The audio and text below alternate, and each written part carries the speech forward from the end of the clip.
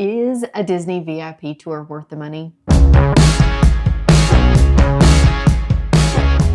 Welcome to the living room. We are back after a few weeks hiatus. Yes, including a pretty great vacation. Yeah, which is why I posed the question to you guys. If you have been on a Disney VIP tour, you know what I'm talking about. If you haven't, then you may want to tune in for our thoughts. We'll get there in a second. Where have we been? Well, yeah. Starting for February. Where have we been since February? So our son's show choir had competitions every weekend in February. So we travel. Some of them were in town, but 3 of the weeks were out of town. First weekend in March, we took off to just south of Memphis in South Haven for our daughter's cheer competition. And then from there, we went to North Carolina. And from North Carolina, we went to Orlando. Then from Orlando, we are back home. Like 11 days total travel, which is one of our, definitely our longest vacation as a family. In Asheville, we went to the Biltmore. It was fantastic. Beautiful. Absolutely beautiful. We really missed an opportunity. We were going to record a house tour there, but they made me turn in my action camera at the gate. Also, that's not even the real reason we forgot. We just straight forgot. I was going to use my cell phone and just straight forgot. But it was beautiful. We had a great time. And then we went south to Florida, met some friends, did a quick stop at Disney. Two days at Disney World. And VIP tour. Worth it? Yeah, I think so. We had always kind of talked sort of like pie in the sky. That would be nice to do one day, but that's very expensive. And not everybody wants to do it. So when you have some friends who say, hey, do y'all want to do this thing with us? Yeah. We said yes. It makes it a little more manageable when you're splitting the costs. And so it was pretty great. We had a great guide. Her name was Monica. And she took the 8 of us everywhere we wanted to go.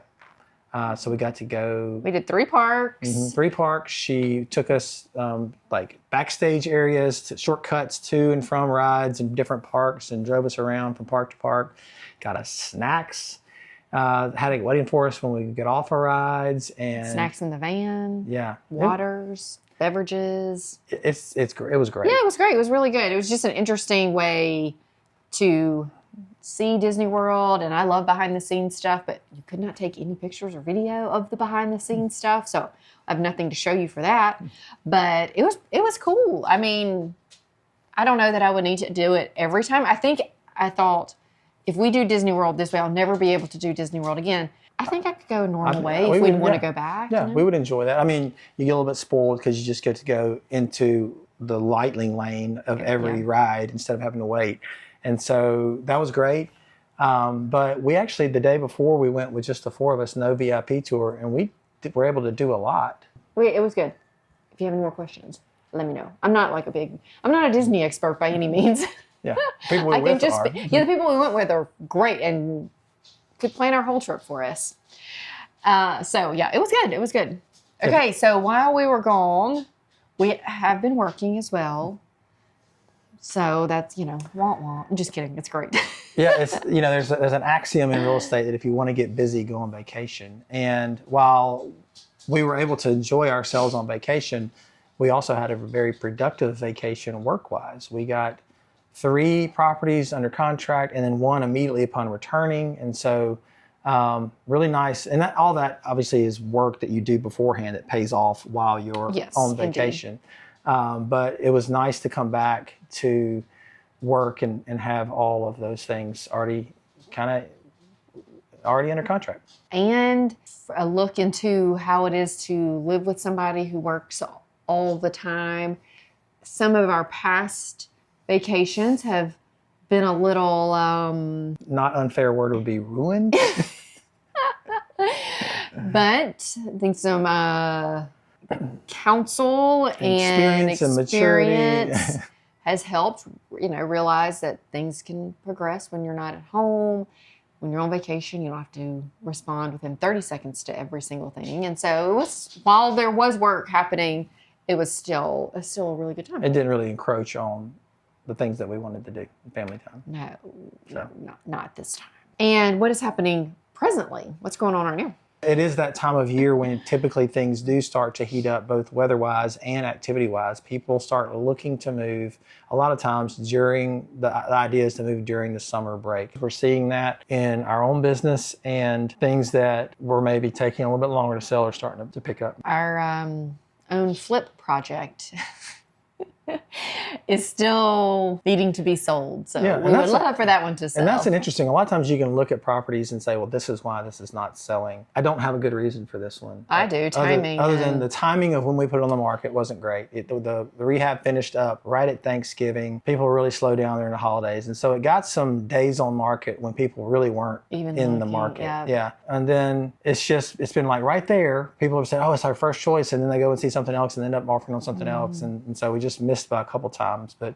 it'll happen. Timing, and then coupled with price, I do believe. We may have started a little bit ambitious. It's definitely a good price now. And it wasn't a bad price before, but at the time of the year that we listed at that price, that maybe probably in hindsight, it needed to be lower if we were going to list at that time. It would have been more appropriate to list it now at that price, probably. Yeah.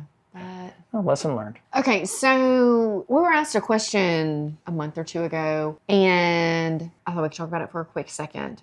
It was around the idea of if people are taking less for houses now than they have been. We discussed it with the person who asked the question, and so what do you think about that?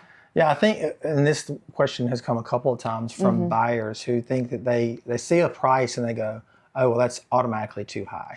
And are people being, and then we have an agent asks this, are they negotiable? Like before they even even look at the comps or know really how it is priced according to the market, like, well, automatically the default is they should take less for that. And I think some of that question stemmed from when this particular person bought a house. And we are finding that people who bought a home in 21, 22, when you had to offer, when there were multiple offers and you had to offer above, you felt like you had to offer above to get a house. And so people who bought in that time frame, that's the last time they bought a house. And so that's what they are basing everything off of. And that time frame is very different than how it is before it's the or exception after. Now, it's the exception. And so it's, buyer mentality it should be studied. I'm sure it has been studied somewhere. And I find it fascinating. But that particular pocket of time, I think kind of messed with people's minds a little bit about how it is to really be able to buy a home. Then you can think about it. You can look at it more than once. A lot of times. And so trying to educate buyers on how it is to buy a house right now. Yeah, everybody who had that mentality at that particular time period now hears that the market has slowed down and things are different, and they sort of default to the other end of the spectrum. We're not there. It's not like, oh gosh, it's a total buyer's market and you can just offer whatever and see what happens. It's pretty balanced, honestly, right now. If even in our market, I would even say it still tilts a little bit toward the sellers because of inventory. And that's what we look at. We look at months of inventory, which means what's on the market right now, how many months would it take all those properties to sell based on how many things are selling a month.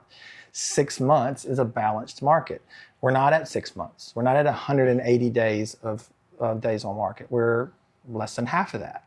And so while it is a little bit better for buyers right now, I mean, a lot better for buyers, it's not like fire sale and that you can just offer 70% of the list price and somehow get it. Yeah, and I think it's always a good thing for me to remember is that somebody bought a house 30 years ago. It's very different when they bought a house 30 years ago, 10 years ago. Somebody who's trying to buy a house when they currently have a 2.5% interest rate. While we're always moving. Like, we know what's happening, but somebody who's just stepped into the market, they don't know. And so they are going off of the last time they bought a house or last time they sold a house. And that applies to pricing as well. Yeah. A lot of times people who haven't bought a house in a decade or more are like, houses are so expensive. And the truth is, Yes, they are expensive, but they were also expensive when you bought your house. Like it's all relative. That's right. And so they have been appreciating at the average rate of 4% a year. In some cases, that number was higher, like in 2021. But the average is 4%. The only time in the last 30 years where housing prices have declined was when in 2008 when the whole thing crashed. Yeah. And so if you look at that over time, if you're waiting for that to happen, you're going to be waiting a very long time. Yeah. So houses, and we talk about this, feels like a lot. Sorry to Jay, who hears it a lot. Feels like we talk about it a lot. Houses continue to appreciate. They're gonna go up every single year in general. So historically, Not every house, but not yes. yes. Okay. Caveat. Most of the time, houses are going to go up. And so what we talk about is if you are sitting on a 3% interest rate, and you're like, I need a bigger space or I want a different space, but I'm going to wait. So while houses go up, the price is going to continue to go up while you're waiting. I can't do it. Prices are going to go up while you're waiting on the interest rate to go down. What's true is you're never going to recapture the appreciation that you missed out on by waiting. In a year or 2 years, the house is 8% more expensive. Mm-hmm. And you wanted to save a few bucks on your interest rate, you'll never get that back, and you'll pay more for the house while you were waiting for the interest rate to go down. Instead of buying the house, now we never would tell anybody to buy a house they can't afford. No, never. But if you can afford the payment and you just don't like it, it may be time to do it. And then when the interest rates do go down and you could save, then you could refinance, but you can never renegotiate the price of the house. It's interesting how we always have to meet buyers and sellers where they are. And just because it's something we talk about and think about all the time, that's not what a buyer and seller is doing. And to gently bring them, not to say they're out of touch with reality, but bring them to our current day reality. situation. That was a long-winded way to say we are constantly trying to educate and, like Scott said, make sure people who are in the market to buy or sell know what's happening present day. And we say this every time, you need to be working with a good agent who understands that. We'd love you to work with us, but if not us, ask questions of your agent to know if they really understand the market and the dynamics at play, because as we know, there are people who know what they're talking about and people who have a license. Ideally, you want to work with somebody who has both. Okay, we rambled enough about that. Yeah, but we enjoyed our VIP tour at Disney. Yes. Reach out if you have any questions about Disney. Or the market. We're here to help. Bye. Bye.